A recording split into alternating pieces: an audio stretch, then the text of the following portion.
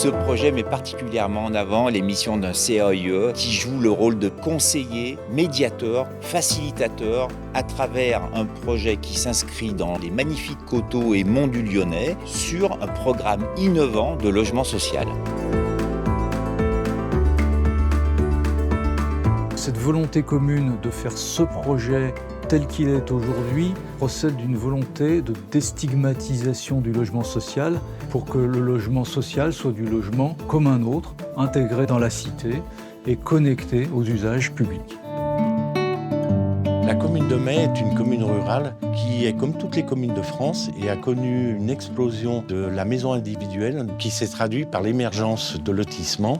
Et j'ai ressenti cette absence de vie collective due à ce mode constructif. Tous ces lotissements nous ont apporté un afflux de population important et la nécessité de construire une nouvelle école. Nous avons acquis un grand événement dans lequel on a souhaité faire un écoquartier avec cette implantation d'écoles et de futurs logements que nous souhaitions sociaux et locatifs. On est sur une frange du bourg, on est sur le bord du bourg. Et en même temps, l'objectif, c'est bien de fabriquer une opération qui soit un peu dense, un petit collectif, qui soit dans des typologies adaptées à l'environnement existant, et en même temps qui se connecte avec ce bourg. Et en plus, on est entre le cimetière et le bourg. Donc il y a des enjeux urbains de connexion entre le haut et le bas de la commune, parce qu'on est dans un site très en pente.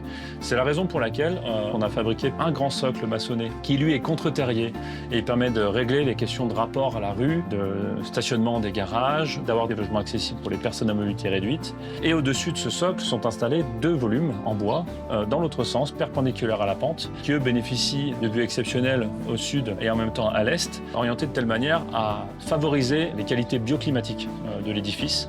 Et au centre de ces 2 plots, il y a un passage public que tout le monde peut emprunter, qui dessert les logements et qui en même temps crée un maillage piéton qui n'existait pas auparavant.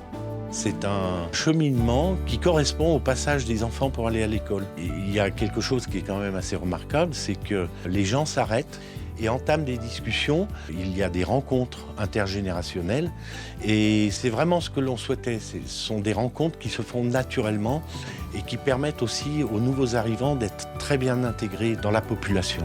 On a des cuves de rétention d'eau en sous-sol, qui sont enterrées, qui servent à la réutilisation de cette eau pluviale pour les sanitaires des logements, mais aussi pour l'utilisation de l'arrosage pour les jardins partagés, qui sont l'opération qui va avec, commandée par la commune.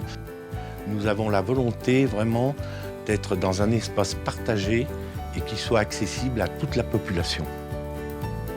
Cette volonté commune de 3 personnalités que sont la collectivité, l'architecte et le bailleur social a permis de démontrer qu'on peut faire du logement social différemment, qu'on peut l'adapter à un tissu rural et qui peut à ce titre être un exemple reproductible et adaptable pour d'autres communes du département du Rhône ou d'ailleurs.